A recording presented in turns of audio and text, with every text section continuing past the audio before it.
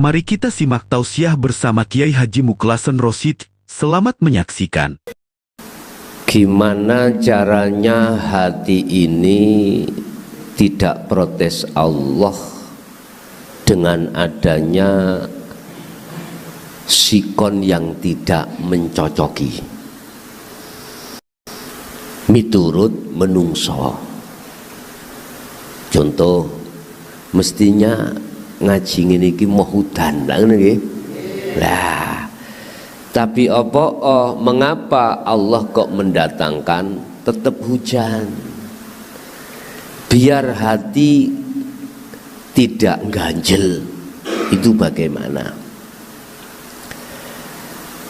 In asabahu musibah qalu inna lillahi wa inna ilaihi rajiun. Di tengah warga kita, entah istri, suami, anak, atau pekerjaan kita jatuh, enak apa ora? Enak apa tidak? Tidak enak ya. Ketika tatkala itu Allah datangkan, banyak di antara kita, ruhaniyah kita manusia protes. Kalau bisa menghindari, tapi nggak bisa. Bagaimana caranya hati itu, ruh itu tetap gayeng, anteng, damai. Wa qala aidan ya ayyatuhan nafsul mutmainnah irji'i ila rabbiki radiyatam. Nah, ini nanti yang jadi pembahasan kita. Wahai jiwa yang damai, jiwa maksudnya bukan nafsu, yang dimaksud jiwa di sini adalah ruhaniyah. Ngeten.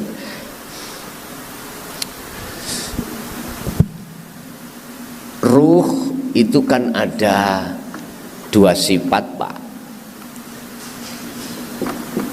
Basariyah, basiro.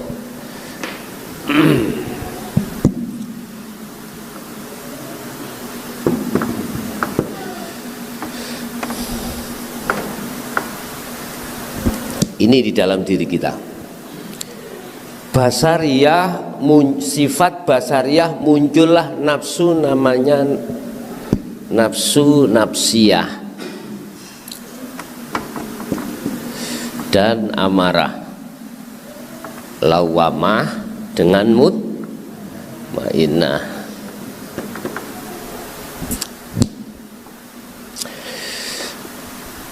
Tatkala ruh itu terkuasai oleh sifat basariyah, yang di dalam basariyah ada nafsu nafsiyah dan amarah, siapapun kita mesti protes.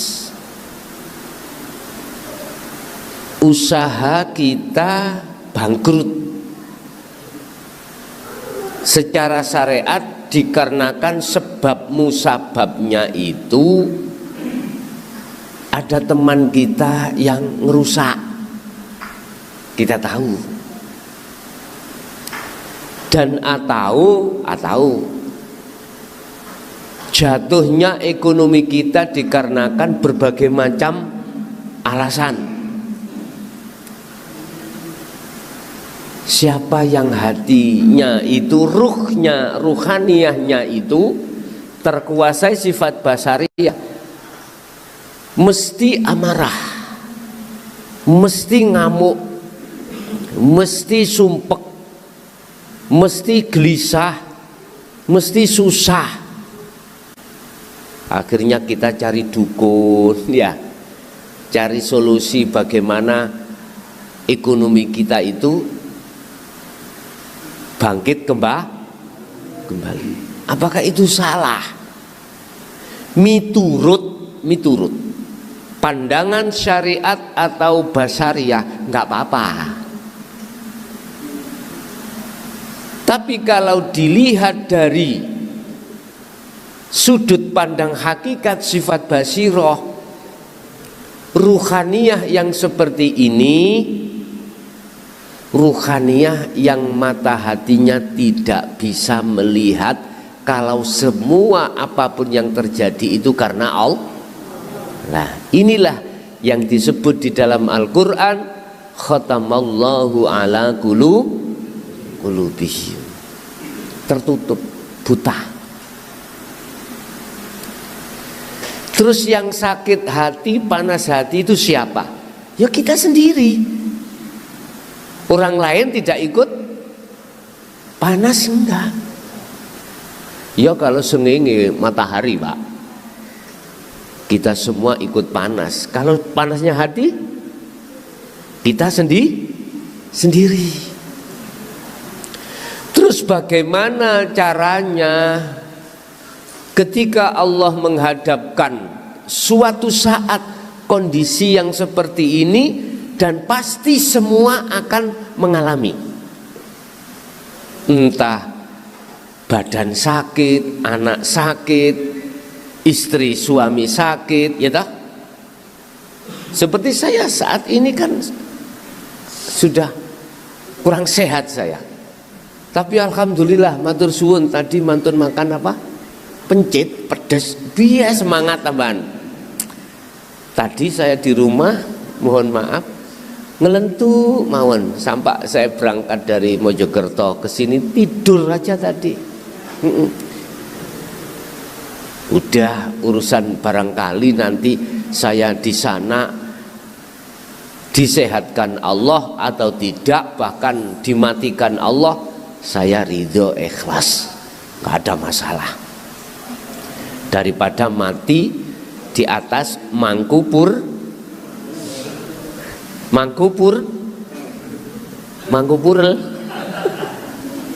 lebih baik mati kita di dalam dakwah. Pun kersane pun. Udah kembali. Rasulullah mengajarkan kita untuk mujahadatun nafsi, untuk memerangi nafsu ini, Pak, yang bertengger di dalam sifat basyariah. Sebab kalau ini belum kita jinakkan, nafsiyah dan amarah, yang terjadi ruhaniyah tak itu muncul hasud, muncul riya, muncul takabur dan lain sebagainya.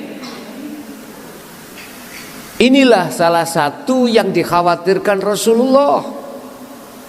Sebelum beliau wafat, salah satu pesan yang tidak bisa kita lupakan oleh seluruh umat apa? Besok umatku akan menghadapi peperangan yang amat besar daripada perang Khandaq, perang Uhud, perang Badar. Apa perang apa itu? Melawan hawa nafsu. Mengapa dikatakan berat? Karena dia bersemayam di dalam jagatnya ruh. Innan nafsa la amaratum bisu. Ini Bapak Ibu ngajak kejelekan pada Allah, mengajak ruhaniyah supaya melalaikan Allah dengan cara bagaimana? Wa yastahibbunal hayatad dunya. Ibrahim, ayat Ibrahim, surat Ibrahim ayat 3. Wa yastahibbunal hayatad dunya alal akhirah. Dibikinlah ruhaniyah itu berkasih mesra. Namanya hubbudun dunya.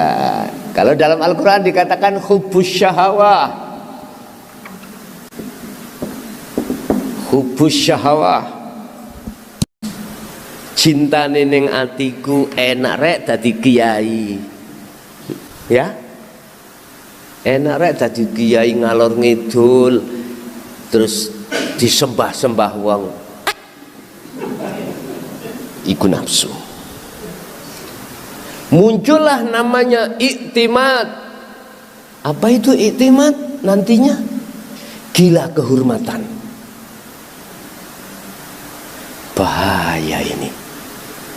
Dan ini justru akan membutakan hatiku. Lakar iku lak coplok ae, sak klambi-klambi ini. Kalau saya pikir mending mudo. Oh, bahasa Indonesia ini apa mending mudo? Lebih baik saya telanjang, nggak ada yang menghormati. Daripada dihormati orang, hatiku terus merasa diriku hormat. Syekh Ibnu Athaillah, Bapak Ibu, mohon maaf, di dalam kitab Hikam iku memberikan solusi. Bila mana kau dihormat orang, dipuja orang karena ilmumu, ngaliyo. Apa ngaliyo itu? Menghindarlah, karena pujaan umat itu adalah racun yang mematikan rohaniamu. Tetapi kalau jenengan waspada, gak usah mudo, gak usah. Jikalau jenengan waspada, waspadanya bagaimana? Siapa yang menggendaki umat itu memuja? Siapa yang ada pada dirimu? Semua kau kembalikan pada Allah. Maka hatimu tidak akan merasa kau orang puja. Paham ya? Sebab orang dipuja itu macam-macam alasannya. Karena hartanya, ya, ada 3. Pertama karena ilmunya. Kedua karena hartanya, saking sugih, saking kayanya, saking kaya sebab jabatannya, kaya sebab dari bisnisnya. Teman pinjem aja nggak boleh apa? Nggak boleh nganai. Nganai itu apa? Apa? Bunga. Nggak usah bunga. Kula pinjem artone Kang, saya pinjam uangnya 10 juta. Oh ya ada. Nanti 1 bulan saya kembalikan 10 juta ditambah 500. Gak usah. 1 bulan betul Pak dikembalikan, ditolak. Jangan buat anak istrimu. Bagaimana kau? Muja ndak? Pasti muja. Gini, sebab sekarang itu kebanyakan uang yang dipinjamkan itu uang wanita, bukan uang laki-laki. Makanya bisa mana?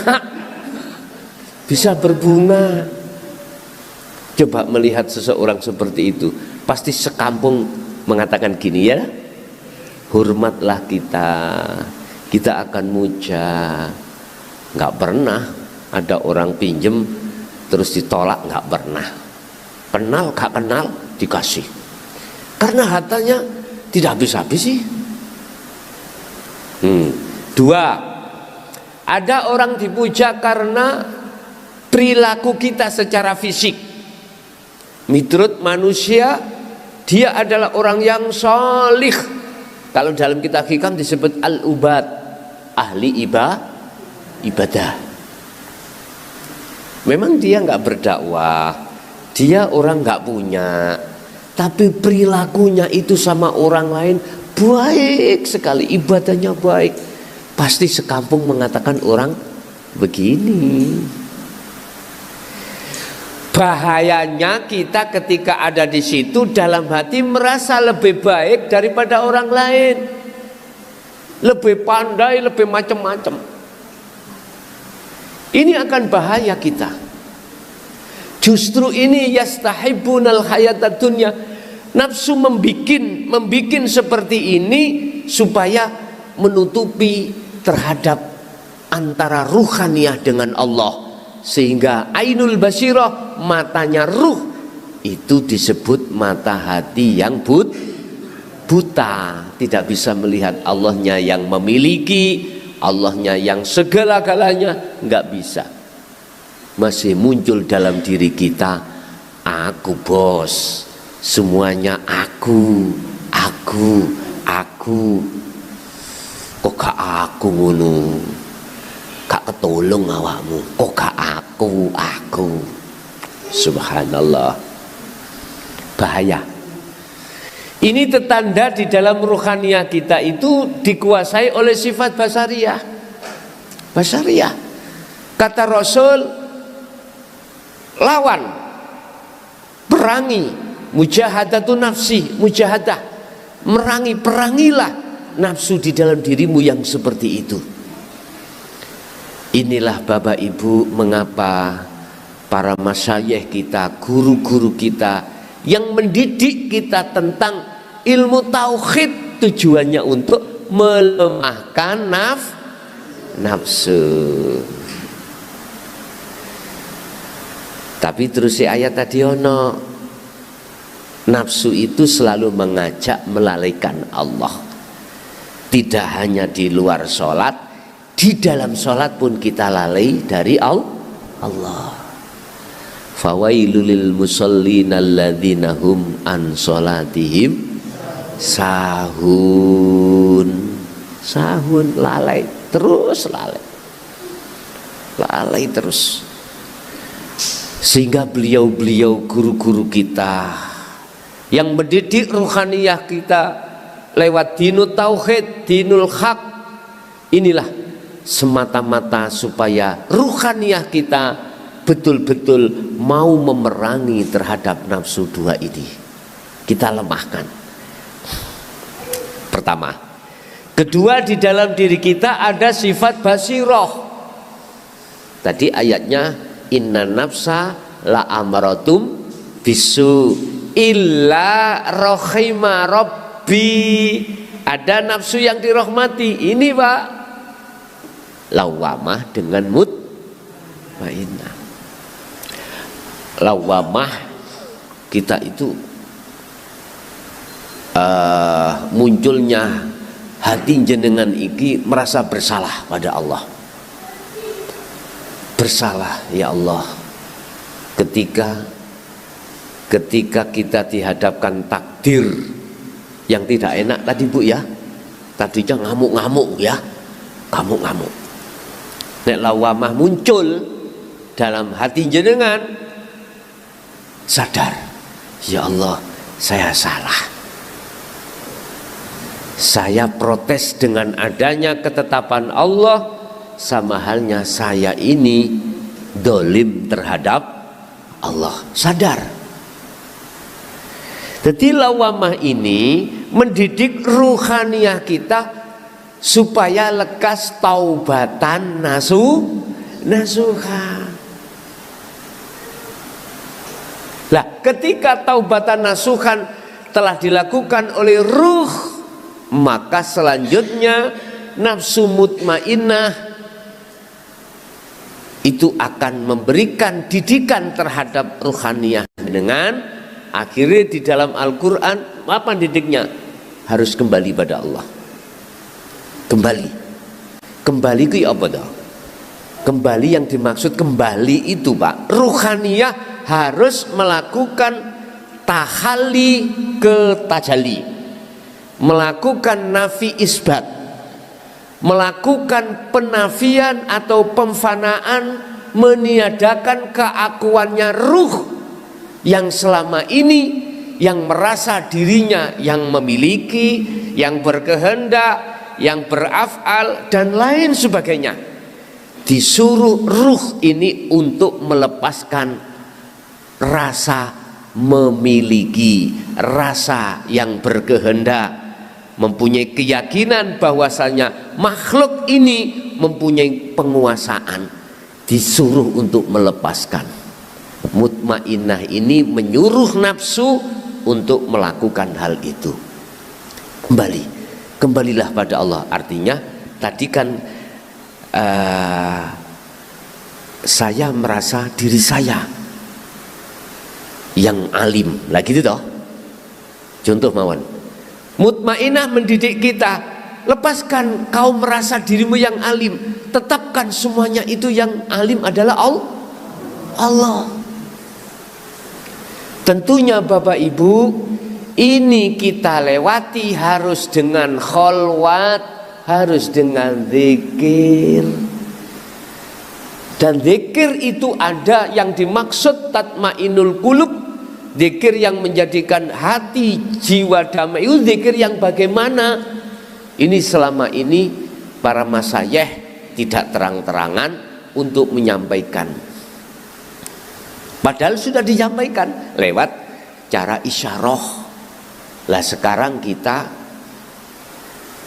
sudah waktunya Allah menyuruh terang-terangan.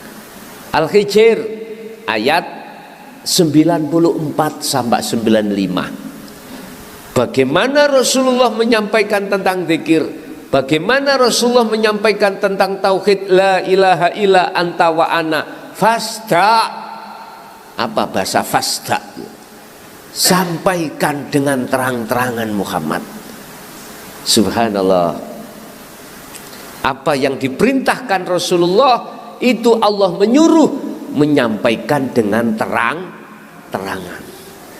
Terus zikir yang bisa sampai pada Allah di maqam musyahadah itu zikir yang bagaimana? Di dalam Al-Quran Allah katakan ala bidzikrillahi tatmainnul qulub wa qala aidan wadhkur isma rabbika bukratan wa asila wa minal laili fasjud lahu fasabbihu lailan tawila ya ayyuhalladzina amanu dzkurullaha dzikron katsiron. Banyak ayat-ayat yang menyampaikan tentang zikir. Cuman di situ kalau kita tidak peka Al-Qur'anul Qadimnya nggak ketemu. Ternyata yang dimaksud zikir adalah ingat. Yang dimaksud ingat itu sadar.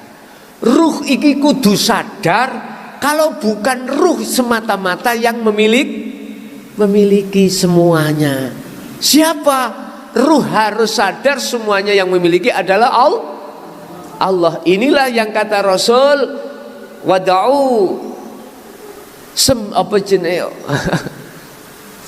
apa?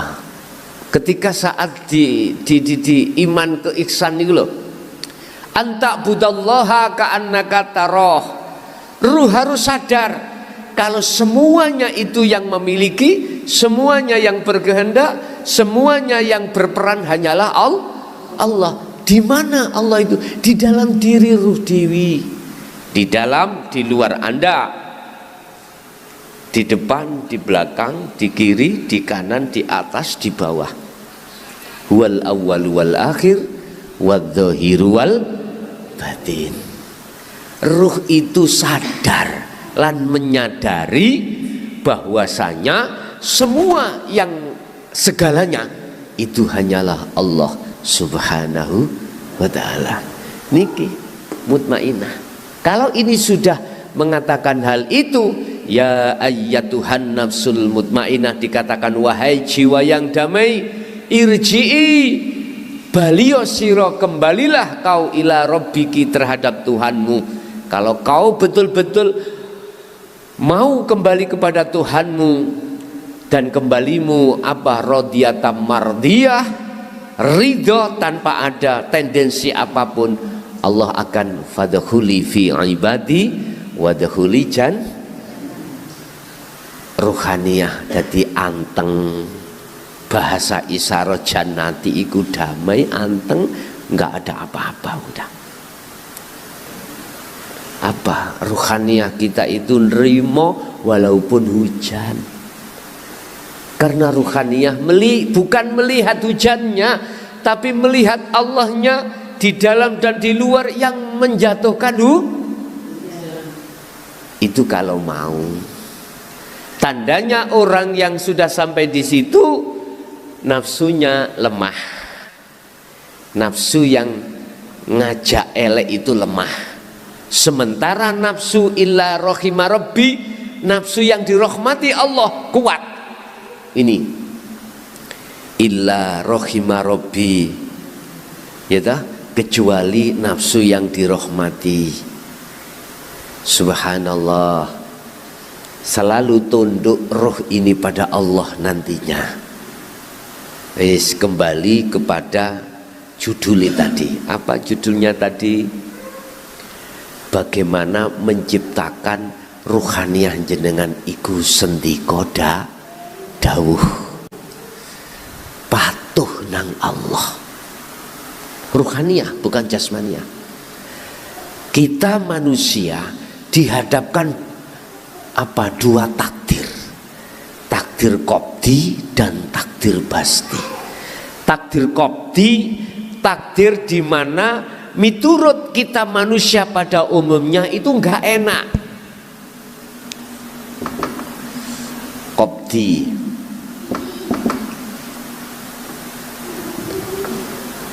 basti.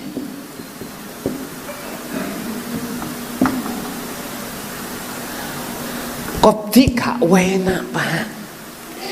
Sirah ngelu, bojo ngeroweng. Kita nggak ngomong sebab musabab. Pagi waktunya sudah cepat makan belum ada karena istri kita adalah ketiduran. Ngomel-ngomel yang laki-laki. Kadang-kadang dijungkir ini. Allah ya karim. Kadang istri kita kasih belanja 1 bulan, biasanya 1 bulan 3 juta, kita kasih 30.000, klik, ngomel-ngomel. Buat beli apa 30.000 lagi itu, Bu nggih? Tak nguru ibu gampang, tukokno uyah kabeh. Jadi nanti makan ikan uyah, sudah gitu aja. Salahnya bapak ngasih namung hanya 30.000, enak keremi mati kabeh. Iku Bu carane, Bu. Tapi kita, Bu, tidak akan mungkin bisa nggak protes itu, nerimai nggak bisa.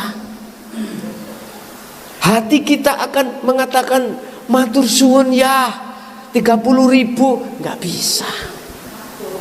Iya, Bu, kalau sampai kasih 2.000 terhadap parkir itu, iya, di jalan-jalan kan ada yang ya, matur suwun 2.000, matur suwun Pak kula tanglet. Ibu-ibu sampean paringi belanja itu, Anda kasih uang belanja pernah mengatakan terima kasih?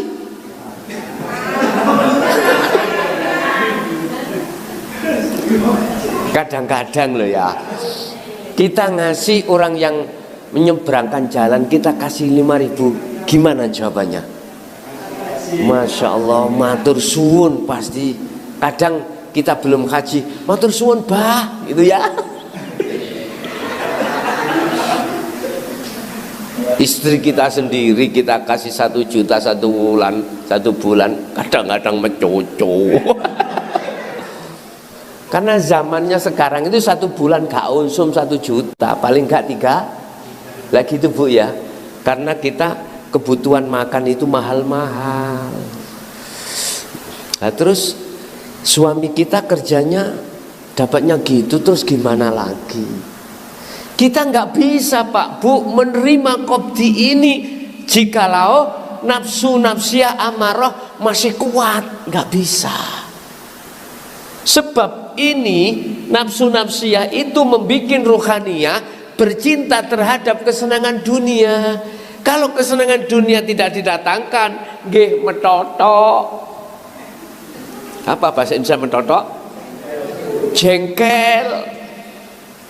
Anak sakit jengkel, anak nggak pulang-pulang jengkel, anak nggak mau berangkat mondok jengkel, wis macam-macam.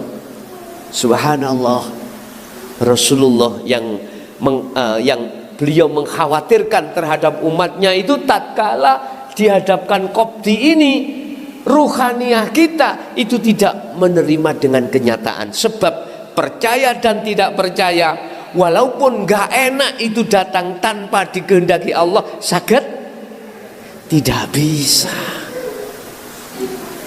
Walillahil masyriq wal maghrib. Oh ini kilen nggih.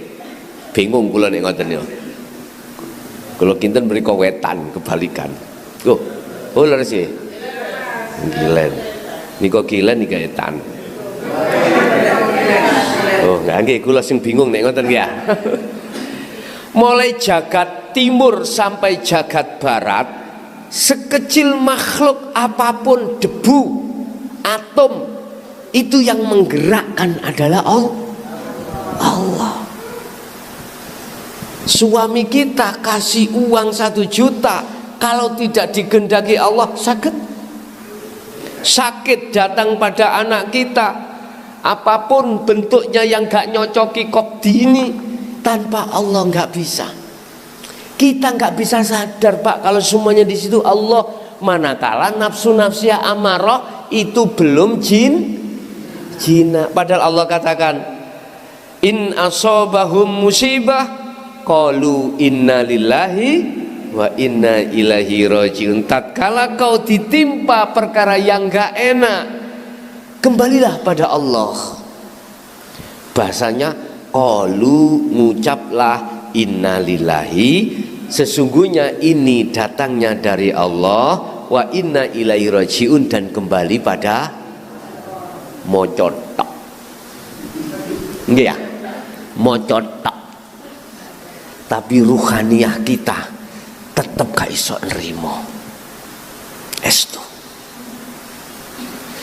Hati ruhaniyah tidak bisa sadar kalau semuanya ini yang memperlakukan adalah Allah.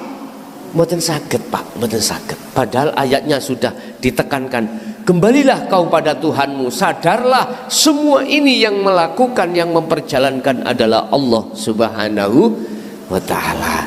Terus bagaimana caranya untuk menjinakkan? Ini yang terpenting. Malam ini saya buka. Anda kalau mau silahkan lakukan.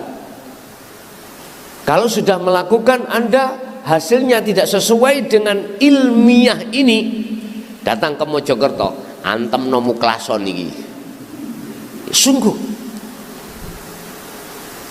Allah katakan dalam surat Al-Ankabut ayat 5, mangkana yarjuliko Allah, barang siapa yang mempunyai keinginan untuk bertemu Allah. Apa yang di situ disebut? Dikatakan Allah akan berjanji, fa inna ajalallah, Allah pasti akan membikin waktu tertentu, pasti loh ini, untuk menemui jenengan, untuk bertemu. Syaratnya bagaimana? Sebab Bapak Ibu yang bisa mengalahkan nafsu ini hanyalah Allah. Kita nggak mampu Pak Bu. Ruhaniyah, ruh kita nggak akan mampu kalau tidak Allah sendiri. Makanya disuruh untuk ke Allah. Ayatnya kembalilah pada Tuhanmu, kembalilah pada Allah. Artinya kau harus sadar semuanya itu kau kembalikan, semuanya itu Allah yang melakukan. Carane bagaimana pun, ini yang paling penting, inti daripada semua ilmu yang gak ada batasnya tauhid ini. Intinya di mana? Pun intinya ada di surah Al-Insan ayat 25-26. Cuman ini jenengan masih butuh apa? Pendalaman lagi. Di situ dikatakan wadkur dzikra Muhammad. Sebutan nama Allah, nama Tuhanmu. Bahasanya dzikir Muhammad. Isma rabbika bukrata wa asila, pagi sampai sore. Wa minal lail, malam ya jangan tedung tok. Bangun, berzikirlah. Terus zikirnya yang bagaimana? Pun sampai catat ya. Sibukkanlah hatimu, hatimu bukan lesan, berzikir sir dan sirul asror. Sudah saya buka, pernah ya zikir sirul asror ya? Oke. Kedukurun wong iki.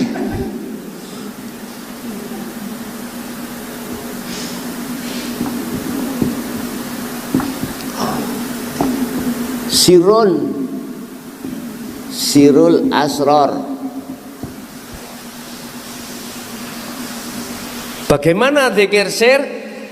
Nafas sampean itu kan hanya 2 gerakan, masuk keluar, masuk keluar, lagi tidak? Ketika napas Anda masuk, hatimu nyebuto hu. Ketika napasmu keluar, hatimu sebutan Allah. Ketika ini berjalan, ruhaniyahmu harus berzikir sirul asrar, hati bersamaan. Apa zikir sirul asrar? Kan ada 3 toh Pak. 1, 2, 3.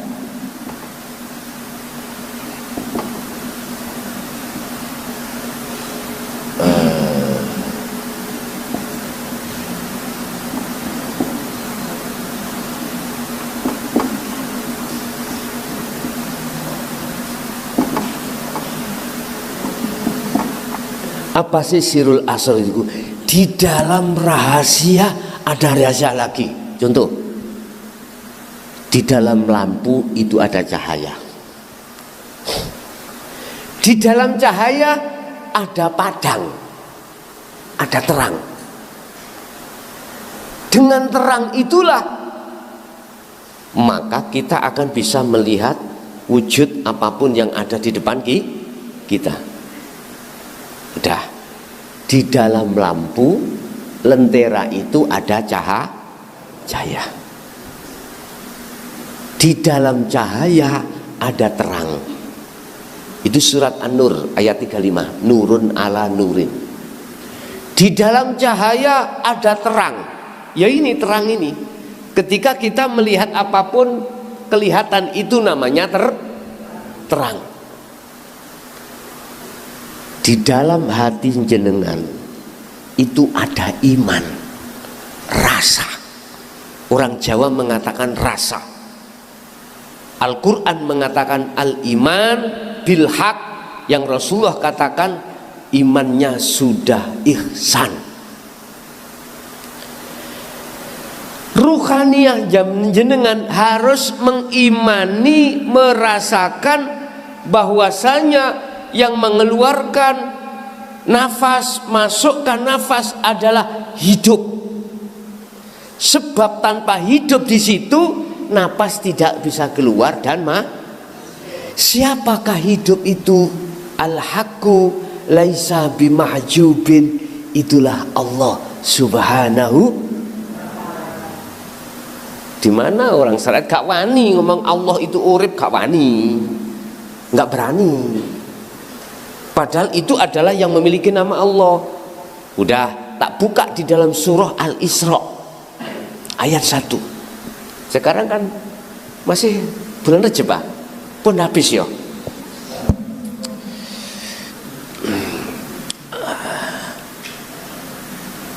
Subhanalladzi asra bi'abdihi lailan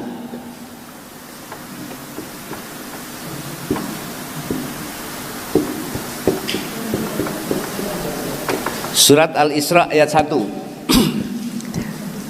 Inilah penegasan bahwasanya hidup itu adalah Allah. Dilihat, Subhana Maha Suci, Sopo Alladzi, mana tulisan Allah?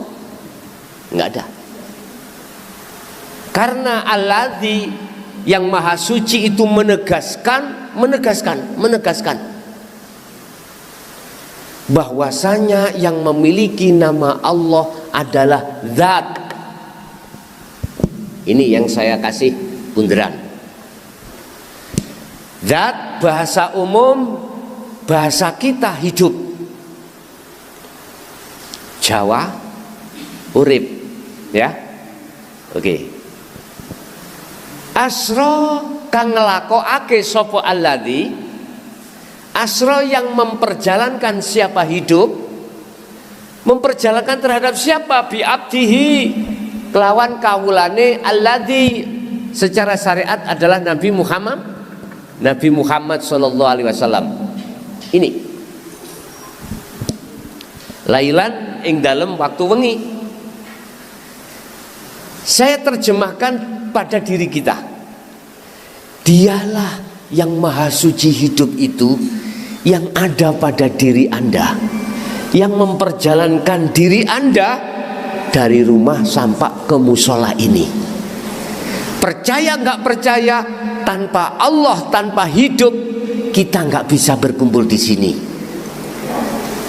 Tinggal iman sampean.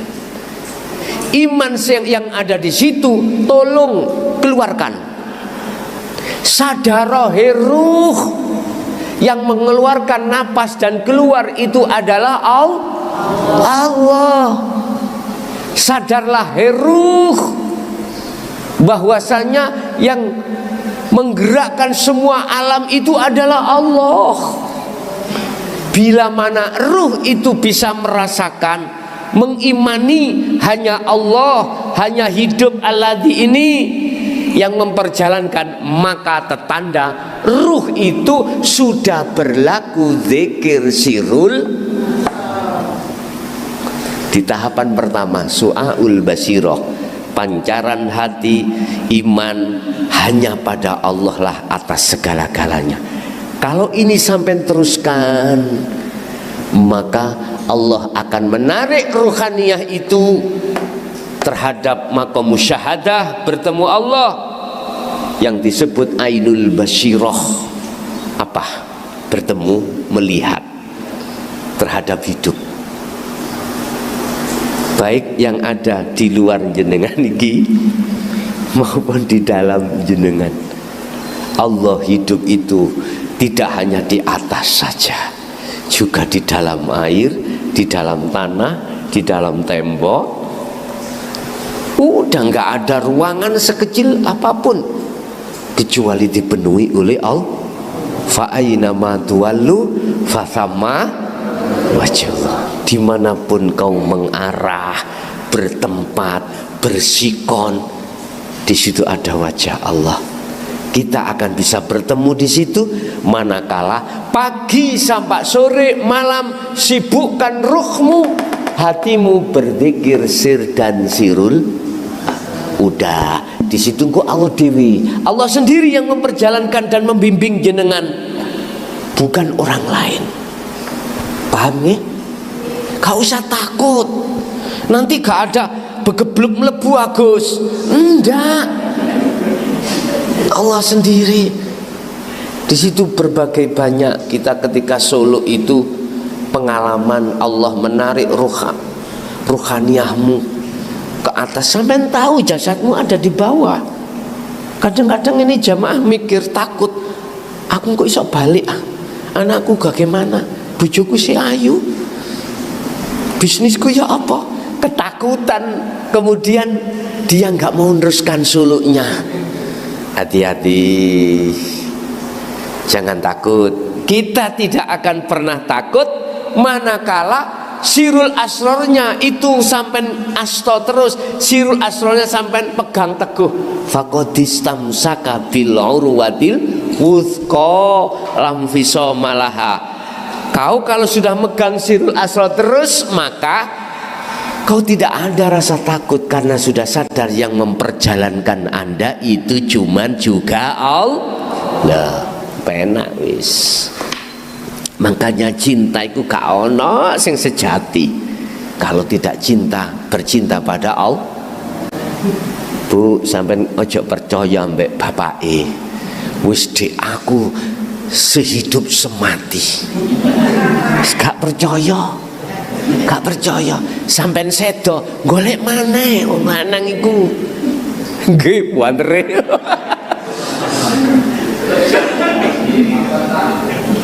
Gini, sampai nek kepingin tahu cintane bapak sampean atau ayah atau garwa sampean itu sejati, jangan kau melihat cinta datangnya dari seorang makhluk. Allah di situ mboten. Cintailah Allah pada istrimu, cintailah Allah pada suamimu. Itulah yang dimaksud terus lagu, cintai aku karena Allah.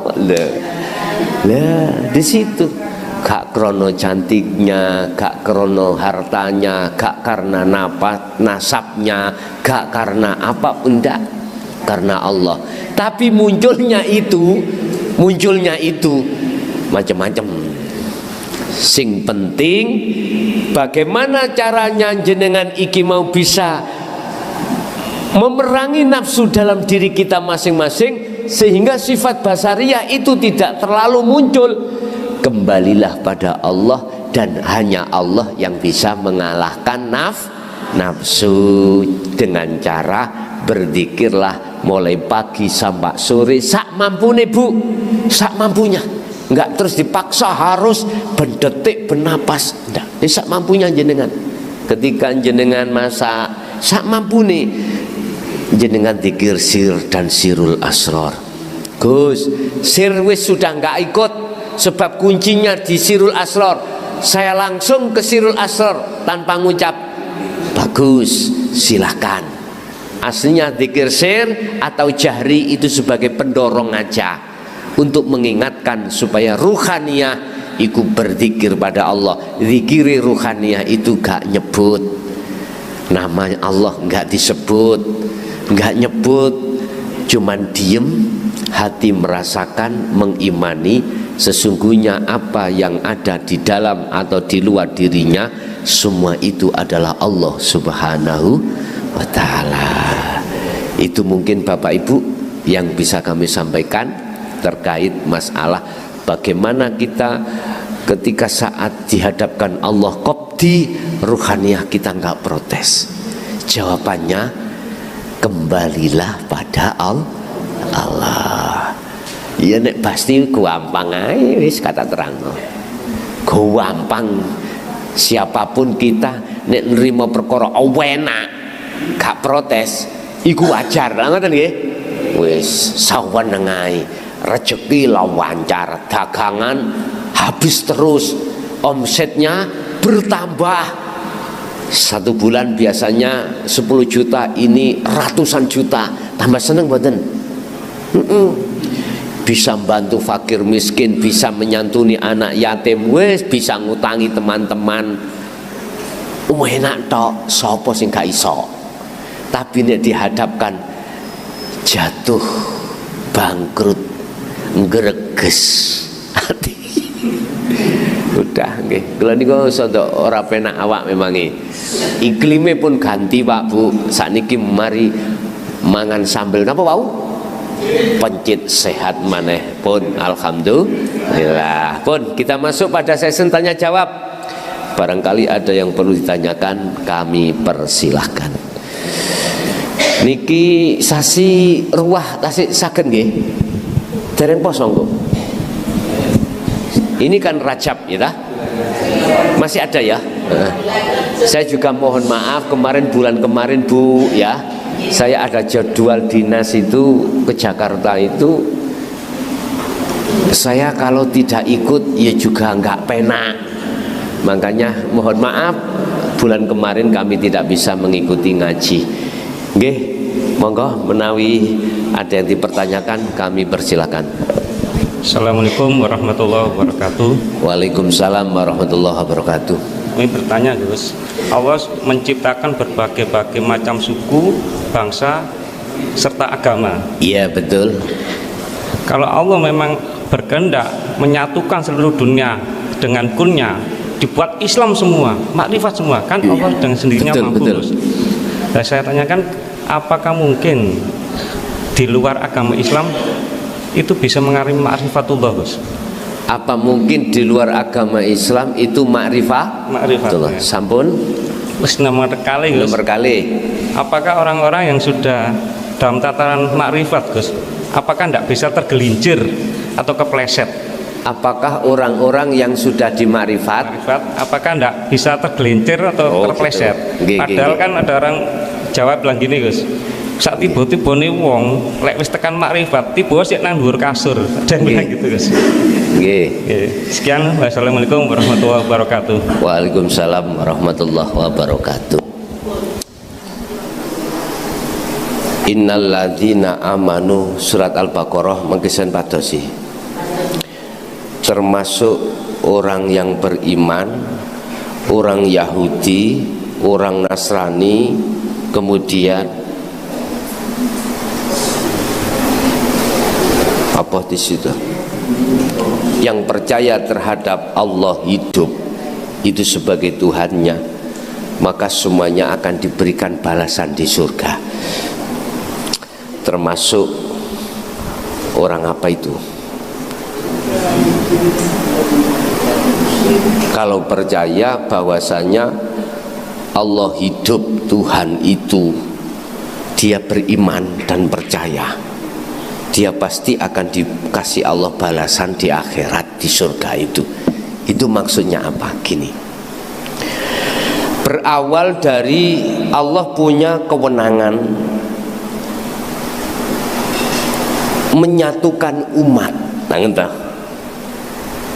berbagai macam agama, suku dan lain sebagainya. Kalau Allah mau berkehendak untuk menyatukan, bisa toh Pak ya?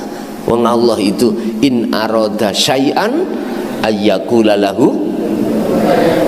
Tapi mengapa kok bercerai-berai? Ya tak? Terus pertanyaannya tadi, apakah mereka juga bisa makrifat pada Allah? Tak jawab bisa. Apabila, dengan catatan, apabila dia betul-betul melakukan satu perjalanan ruhaniyah terhadap Allah. Kalau bahasa mereka namanya bukan Allah, macam-macam, ada yang Allah, ada Sang Yang Widi, Sang Yang Sekerta, Sang Yang Dumadi, Sang Yang Tunggal, macam-macam nama. Itu bagi mereka ruhaniyah itu sudah tidak diperdebatkan. Allah itu nama. Surat Al-Fatihah ayat 1, Bismillahirrahmanirrahim, dengan menyebut nama Allah. Nama tak? Yang miliki nama ini hidup. Agama lain namanya Tuhannya bukan Allah. Ada Allah, ada Sang Yang Widi, Sang Yang Sekerta. Wis urusan lu. Ya. Tapi kita dididik secara syariat oleh Rasulullah lewat Al-Quran nama Allah. Oke, wong Islam ceklen Allah. Tapi bukan berarti kau fanatik dengan satu nama. Miturut hakikat siapapun mereka dan apapun agamanya, mohon maaf, ini tidak bisa diterima di dalam pandangan syariat loh ya, mohon maaf. Tatkala ruhaniyah melakukan tindakan kembali kepada Tuhanmu sesuai dengan apa petunjuk di dalam agamamu, bisa. Wes ini kontradiksi loh Pak, khususnya umat Islam sing masih ada di hukum syariat saja loh ya, nggak bisa terima. Mohon maaf, mohon maaf. Saya katakan pandang sudut hakikat, bukan syariat. Kalau syariat tetap ya ndak lah Pak, gitu lah. Tapi aku memandang dari kacamata hakikat, karena Allah itu tidak memandang lahirmu. Innallaha la yanduru ila suwarikum wa amwalikum, tidak, tapi memandang hatimu, maksudnya ruhaniyahmu. Dengan ajaran budi luhur itu loh, ruhaniyahmu akan melemahkan nafsu dua tadi. Akhirnya kau sesama manusia itu tindakannya hablum minan nas baik, mboten gampang hasud, dilarani yo gak nglarani, karena pendidikan hatinya sudah. Jadi saya katakan bisa Bapak, manakala dia mengadakan perjalanan ruhaniyah, meninggalkan duniawiyah untuk bertemu Tuhannya. Urusan nama Tuhannya terserah. Kalau kita di dalam agama Islam sudah dibekali surat Al-Kahfi ayat 110, surat terakhir, wa man kana yarju liqa'a rabbi falyamal amalan sholihan. Barang siapa di antara Anda ingin bertemu terhadap Allah Tuhannya, pertama falyamal amalan sholihan. Ruhaniyah harus melakukan perbuatan perjalanan untuk menuju dan bertemu Allah. Dalam bahasa thariqah disebut suluk, ya, kholwat, ada yang mengatakan uzlah, ada yang mengatakan topo, orang Jawa mengatakan meditasi, topo, silakan. Yang kesemuanya mengartikan yakfur bitaghut wa yu'min billah, punya arti meninggalkan ruhaniyah ini, meninggalkan gebyare dunya. Kalau ruhaniyah sudah tinggalkan gebyare dunya, wa yu'min billah, dia akan bertemu Allah, imannya hanya pada Allah, bahasa Islam. Ini yang disebut fal ya'mal amalan sholihan. Itulah tadi saya katakan, pagi, sore, malam sibukkan hatimu berzikir. Itulah fal ya'mal amalan sholihan. Urusan jasmanimu terserah, nyocoki syariat kita, wayah salat waktu salat toh, tapi ruhaniyahmu harus juga menemui Allah di situ.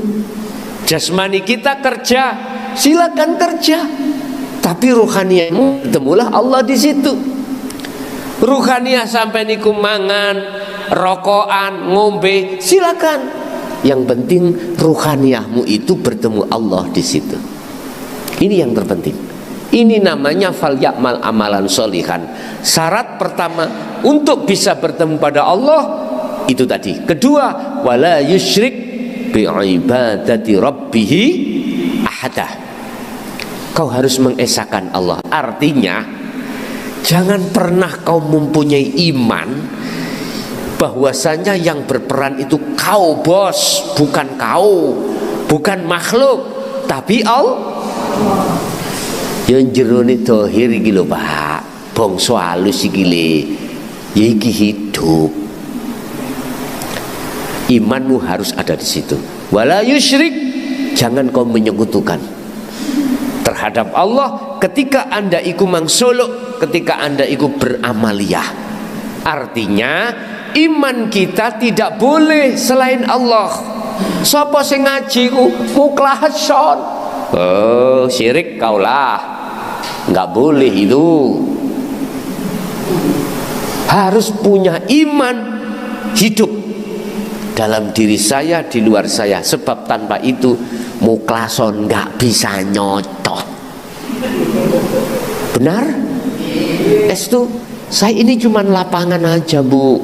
Kita makhluk cuman lapangan. Semuanya yang berafal adalah Allah. Iman harus mancep di situ. Pun berarti tak jawab bisa siapapun dan agama apapun. Kalau ia ingin ruhaniyahnya mengadakan pertemuan terhadap Allah atau ma'rifat pada Tuhan itu hidup ini. Makanya bahasa alladzi iki secara umum Pak. Hidup. Yang ku maksud hidup bukan sifat. Siapakah Allah? Subhana maha suci, sopo alladzi, hidup. Siapakah hidup? Allah itu, tapi bukan sifat. Dalam ayat lain disebut laisa kamislihi syai'un. Ini loh Pak, lihat sini. Ini paham ya? Yang kita anggap kosong sebetulnya bukan kosong. Kita menganggap kosong karena moto iki lho gendelo kosong. Akhirnya sing gak kosong ini, ya. Coba pakai sedikit dengan hati, ruh mata hati Anda. Justru ini yang kosong. Paham? Masa kurang cetoh ini? Dulu kita di beat guru-guru kita dikasih gelas kosong. Iki gak kosong, kita ambilnya di sini kosong. Kita disuruh melihat di dalam dan di luar. Ketika beat lho Pak, sing lawange dikowonci kalau biyen. Saiki nggak usah. Kunci-kuncian nggak usah. Buka di dalam surah Al-Hijr ayat 94 sampai 99. Bagaimana Rasulullah ketika membuka hal ini? Terang-terangan, Pak. Sekarang Allah sudah terang-terangan. Wis zamannya. Wis satu. Nomor dua, pertanyaan kedua tadi adalah kepleset. Oke. Ketika ruhaniyah kita mengadakan suluk kholwat menuju dan bertemu Allah di makom musyahadah, Pak. Ingat, makom kita ada 3. Muhadharah, mukasyafah,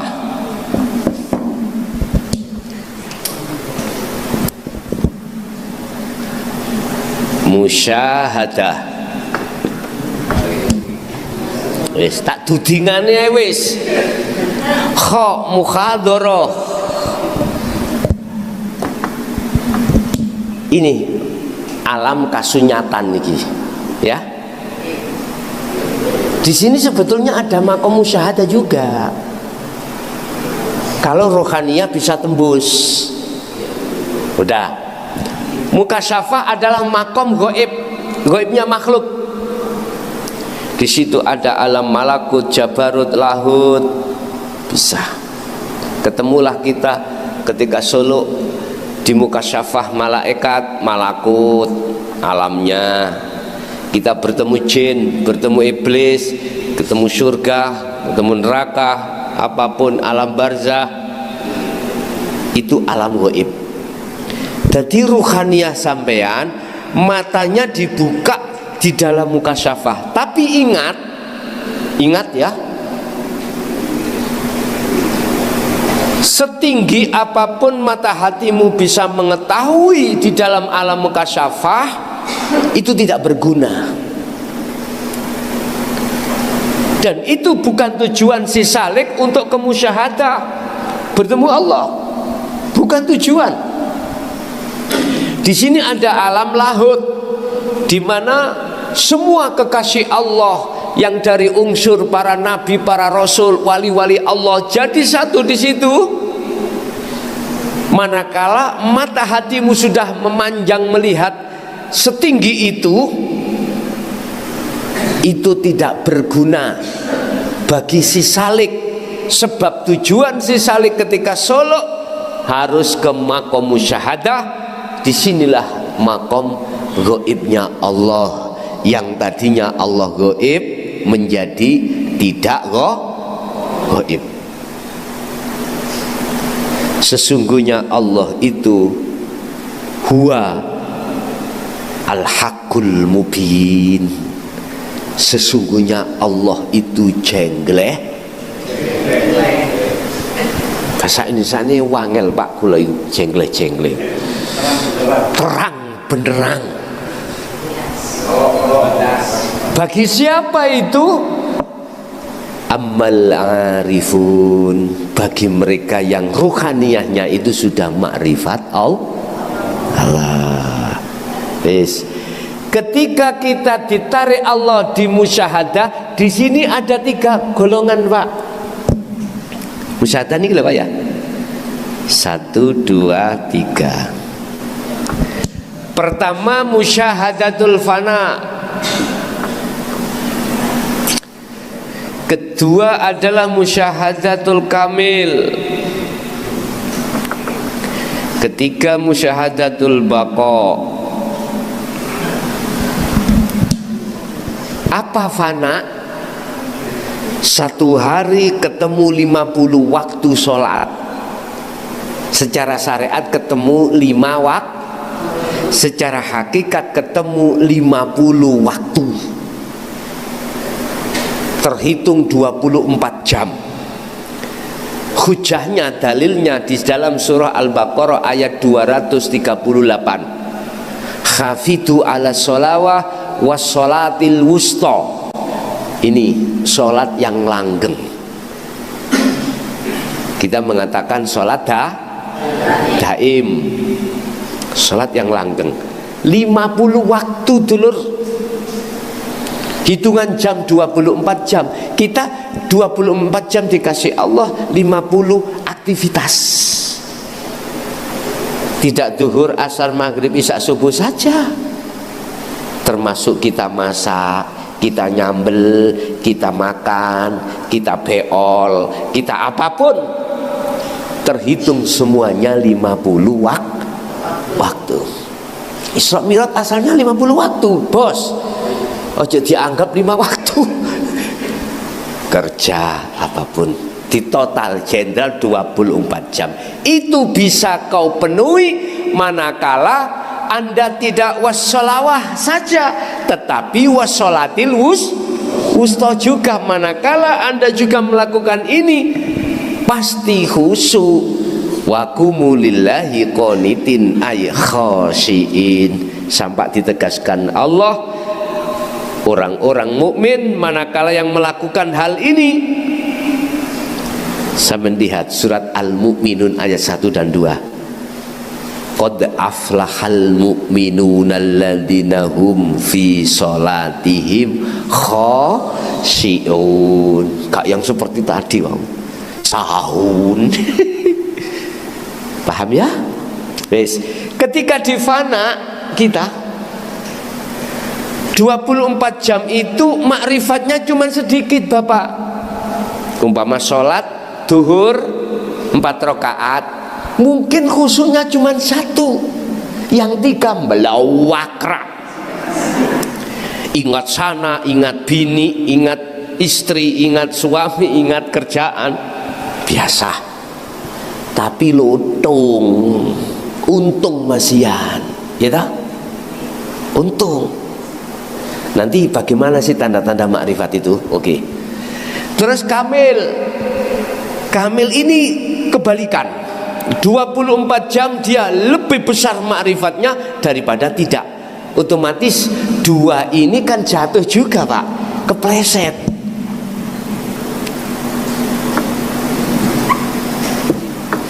Keduanya dimasukkan Allah, namanya makom mahfud, makom karakso. Artinya ini kekasih Allah loh, Pak, ini kekasih Allah. Allah tidak akan membiarkan kekasihnya dia berlarut-larut dibikin nafsu sebagai budak.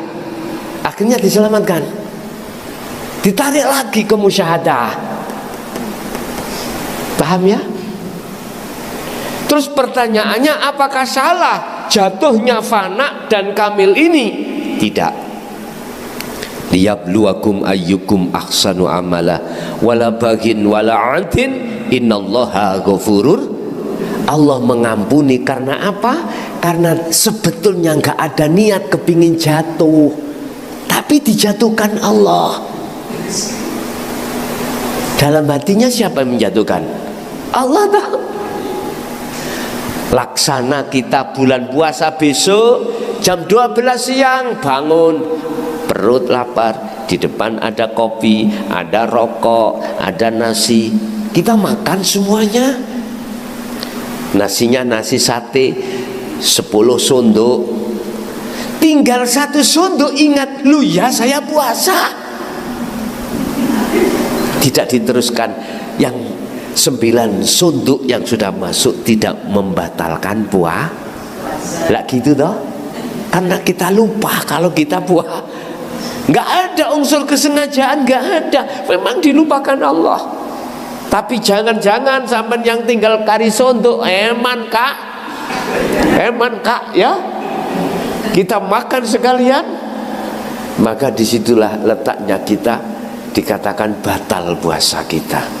Karena ada unsur kesengajaan, sama, gak dikatakan salah.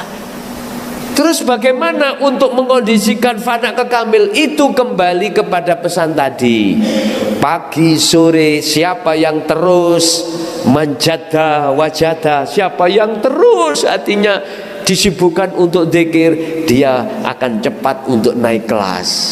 Terakhir bakok iki dulur, mohon masuk makom maksum.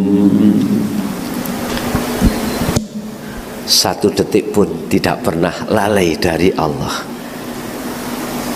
Idza waqa'a al-maksiyata, ketika dia dihadapkan maksiat oleh Allah, dia tetap berzikir di situ. Akhirnya maksiatnya menjadi taat. Menjadi taat. Tidak menjadikan dia itu kesalahan pada Allah. Jadi waktu ngeten Pak ya. Waktu ngeten niku lho Pak. Paham nggih? Hatinya nggak bisa putus dari Allah. Ya dilatihlah semuanya itu. Nggih? Dilatih. Berarti yang kepleset itu fana dan kamil, bakok mboten. Cuman prosesnya menuju ke bakok, Allah mengancup no kita lewat jatuh bangun aku mengejarmu. Nggih mboten. Sing penting kata Allah, wala tayasu fi roihillah, jangan kau berputus asa. Tetap lanjutkan zikirmu. Nggih, ada lagi.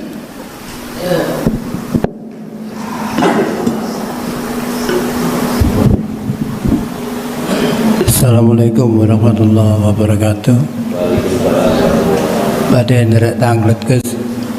Tanda-tandanipun dikir sirul asrar niku sampun berjalan niku terus pundi? Nggih. Gus. Tanda-tanda zikir sirul asrar sudah berjalan di dalam ruhaniyah kita bagaimana?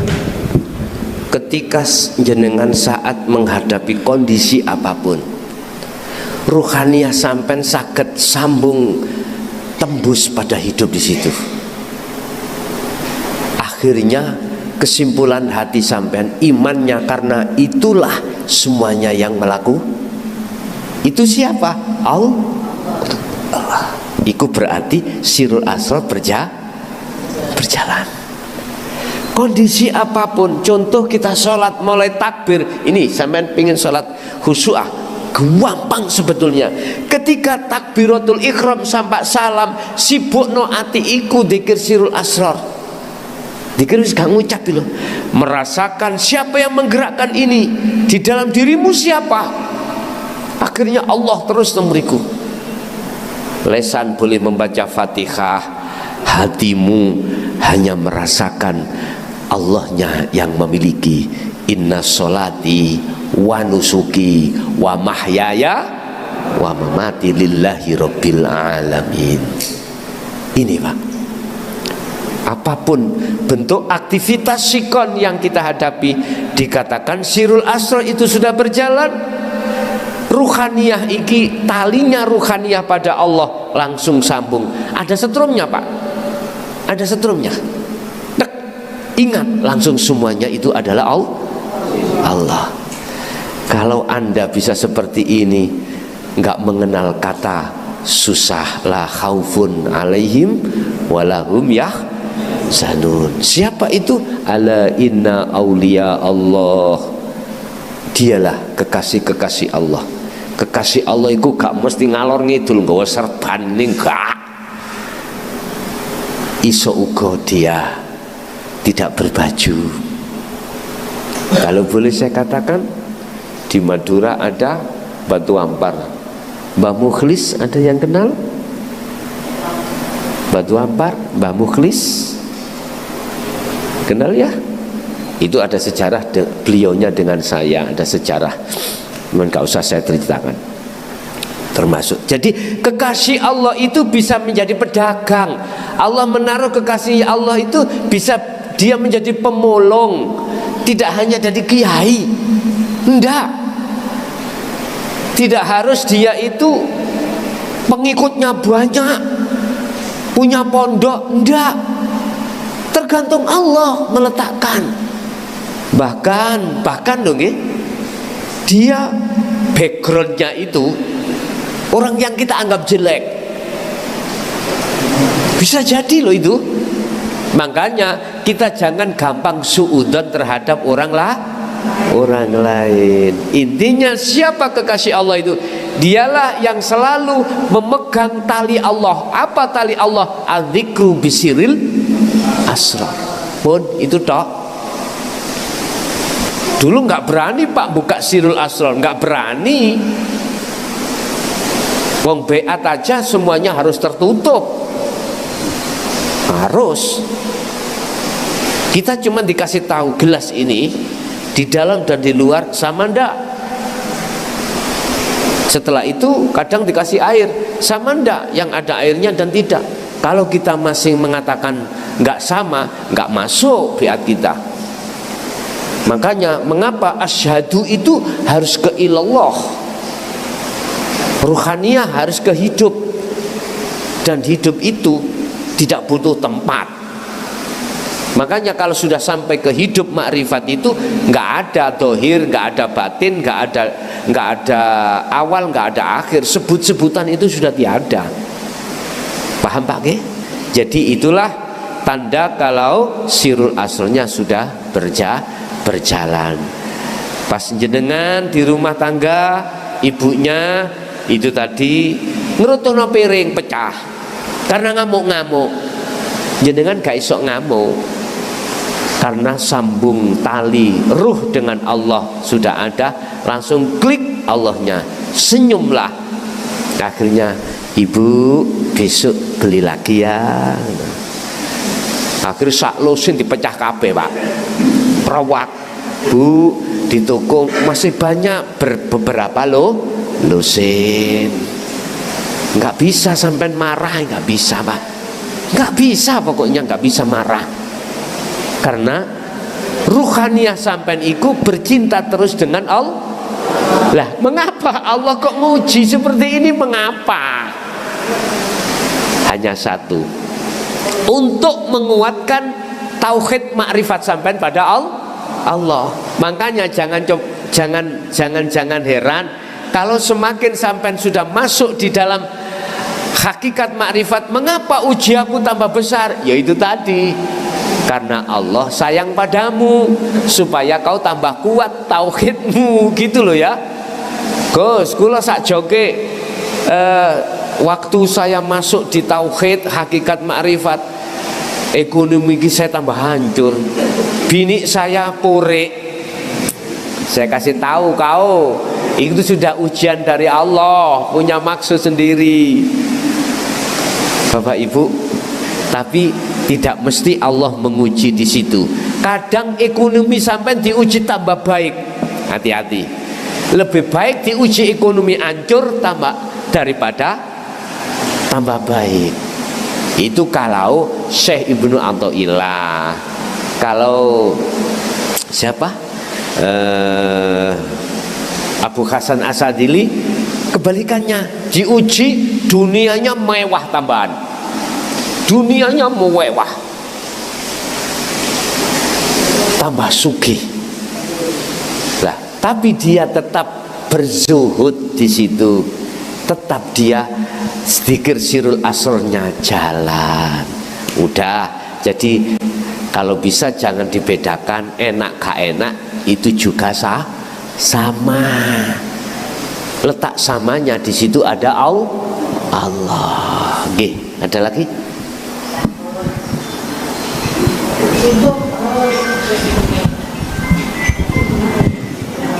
Assalamualaikum warahmatullahi wabarakatuh. Saya mau bertanya Gus, masalah zikir sirul asror.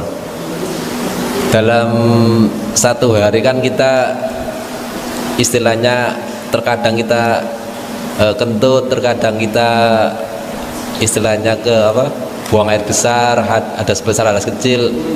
Lah, untuk memulai zikir sirul asror itu apakah ada istilahnya niat wudunya itu dalam bahasa syariat kan kalau mau sholat harus wudu dulu lah, itu bagaimana Gus? Sudah? Oke. Bapak Ibu, iki bicara hadas. Ada hadas secara syariat, ada hadas secara hakikat. Hadas secara syariat kita sudah tahu sendiri, Ada hadas dua, hadas kecil, hadas sohir. Kedua ada hadas besar, hadas kabir.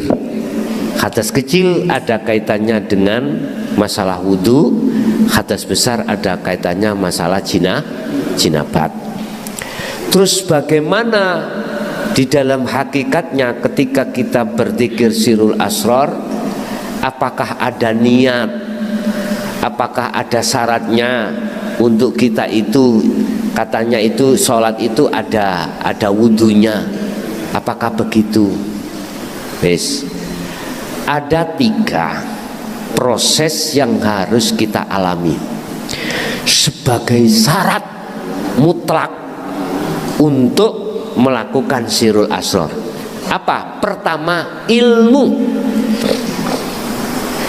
Ini miturut metode wasilun.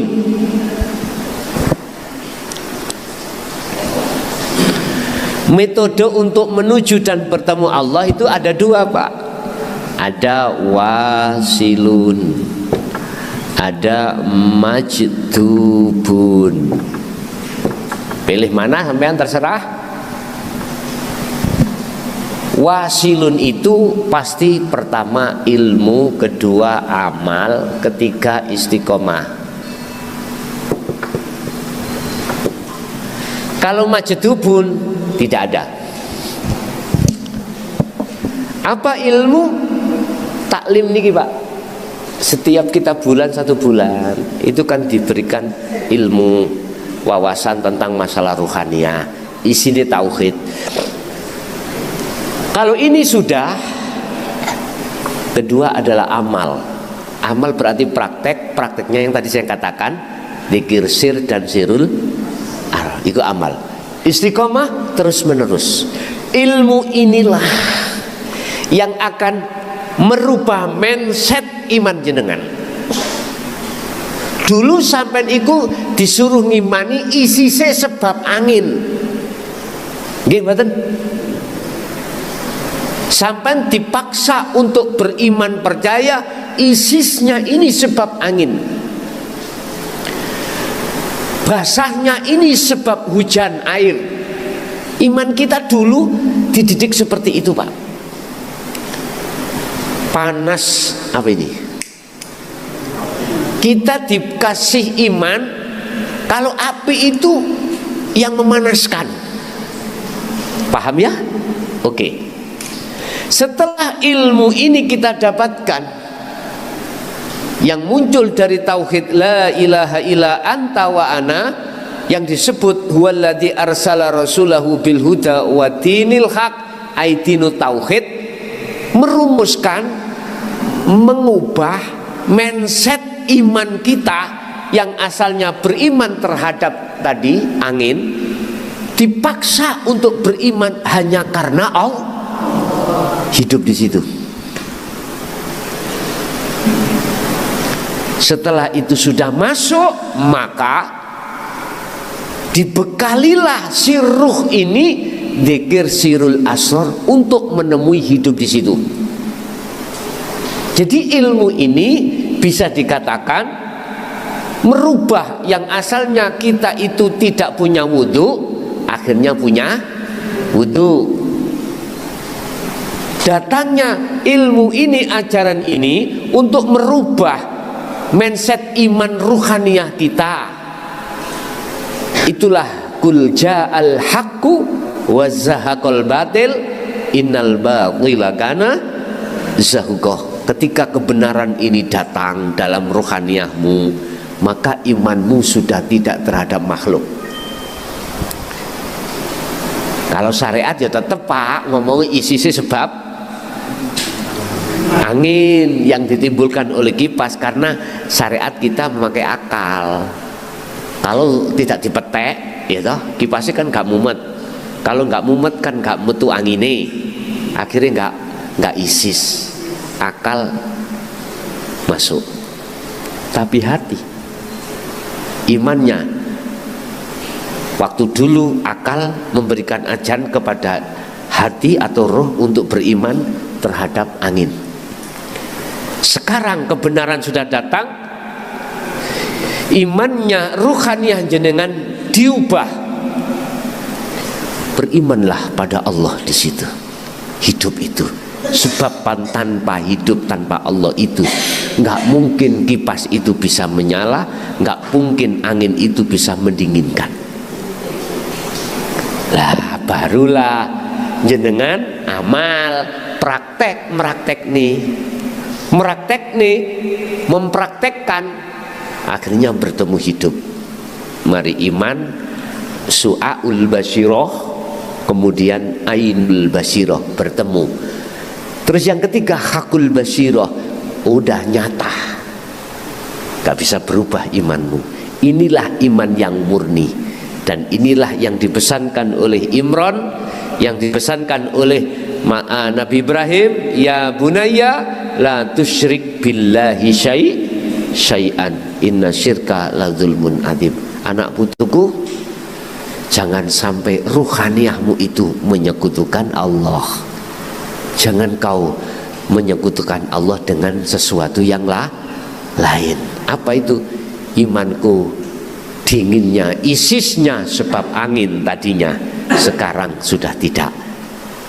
Karena imani rohaniyah ini sudah bertemu Allah. Jadi betul Pak, laksana wudhunya itu adalah ilmu yang kita terima. Banyak Pak di antara golongan manusia menolak ini, menolak. Sedikit sekali yang mau mengikuti Rasulullah, sedikit sekali. Ali Imran ayat berapa tadi? Ayat 31. Kalau kau ingin betul-betul selamat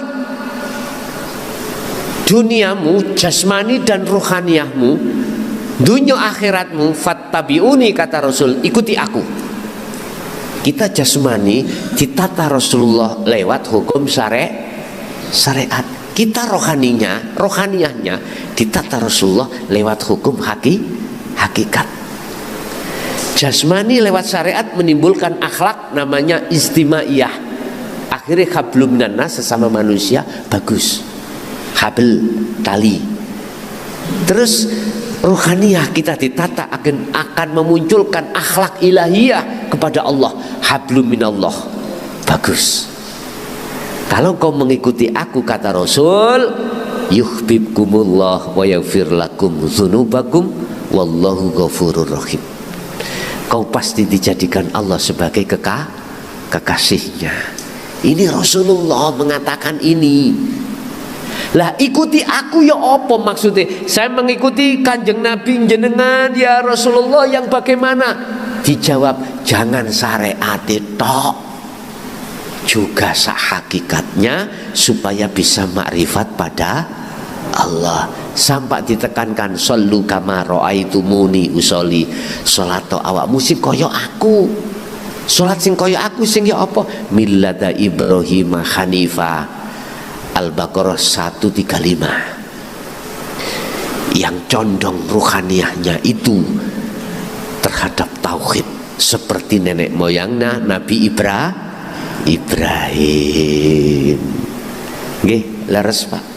Jadi makanya ilmu iku menurut Rasulullah mengapa diwajibkan? Tatlubul ilma walau bisin. Apabila ilmu itu adanya di negeri Cina, wajib kita ke Cina. Mengapa Cina? Kok ke Arab? Sakit kalau omong, pun ada yang tersinggung nggih? Estum pun ada yang tersinggung. Cina pakai hukum apa? Komunis Pak. Umumnya tanpa Tuhan tak? Artinya gini Pak, apabila ilmu tentang ruhaniyah kemakrifatan itu ada pada orang yang kita anggap jembret, tahu jembret? Elek. Nyun sewu, Bu, nyun sewu Bu nggih. Ada pada wanita 21. Tahu 21? Tahu 21? Yang baru ditutup itu loh. Dan atau pada orang yang kau benci sekalipun, kalau ilmunya ada di hatinya seorang itu, berilmulah pada dia. Jubu'un ngelmuni, artinya belajarlah terhadap beliau.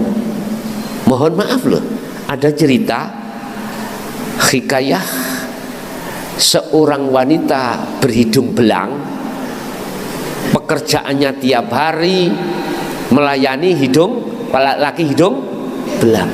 Mengapa dia? Gara-gara ngasih minum sama anjing, Allah mengampuni dosanya, akhirnya dimasukkan surga.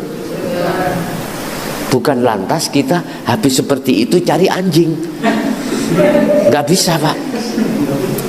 Ternyata beliau inilah yang sesuai didawuh Syekh Ibnu Athaillah di dalam kitab Hikam. Jangan kau anggap sedikit, jangan kau anggap tidak berat satu amaliyah yang disertai makrifat Allah. Imam Ghazali dimasukkan Allah surga hanya karena beliau ketika mengarang kitab Ihya Ulumuddin ada lalat minum ke mangsi, beliau biarkan, nggak digurak, nggak digesuh, karena ketika saat itu ruhaniah beliau itu makrifat pada Allah. 21 tadi ketika kasih minum karena makrifat pada Allah. Kalau sudah makrifat, si 21 kan nggak mengakui kalau dirinya yang berlaku lagi, gitu lah. Semuanya adalah Allah Subhanahu. Inilah namanya kembali, inilah namanya makrifat. Tanda makrifat itu mudah. 1, amal arifuna la yarawna li anfusihim syai'an. 1, dengan zikir sirul asrar itulah Anda tidak akan merasa apa yang muncul pada dirimu atau orang lain, hatimu beriman dari dirimu. Kedua, yusyahiduna annal fa'ila huwallahu ta'ala. Justru dalam hatimu meyakini, mengimani dengan kuat sumbernya datangnya dari hidup itu, itulah Allah Subhanahu. Annal fa'ila, sesungguhnya yang berperan, huwa utai fa'il iku Allah Subhanahu wa ta'ala. Yang ketiga, tatmainnul qulub, ruhaniyahmu damai, anteng, tidak ada rasa khawatir, rasa gelisah, enggak, karena kau selalu di sisi Allah, di sisi Allah. Nggih. Ada lagi Pak, Bu? Ibu monggo Bu. Sudah malam, karena ini banyak jamaah yang tanya, karena khususnya waktu bulan lalu sudah jadi mau baiat, ini tak baiat. Lah, ini monggo, karena ini memang ada jadwal baiat Pak Bu ya. Tapi saya katakan, apa sih baiat itu? Baiat adalah menyambungkan talinya ruh sampai pada Allah yang sudah keputus oleh nafsu. Nafsu memutus tali kita pada Allah itu dengan kesenangan dunia, akhirnya lalai ruh kita pada Allah. Jangankan di luar sholat, di dalam sholat pun kita lalai. Biar gak lalai, sambung lagi. Itu namanya baiat di hakikat. Makanya saya nanti membaiatnya bukan di zikir jahri sirinda, tetapi di sirul asrar dan fana'u dzikri. Paham nggih? Tidak perjanjian, tidak. Pun nek ngoten, kita cukupi sampai di sini saja tausiah kita pada malam hari ini. Nanti langsung kita sambung dengan baiat. Yang ikut baiat langsung aja maju, tapi yang belum siap gak usah mengikuti. Sebab kalau sudah kami sambung talinya itu, nanti Anda tetap berpegang teguh menjaga jangan sampai putuslah lagi. Nggih, boten mawon. Kula kinten, mudah-mudahan semua apa yang diberikan Allah tadi betul-betul menjadi satu ilmu yang bermanfaat, ilmu yang barakah terhadap kita dan anak putu kita ila yaumil qiyamah. Lahumul Fatihah.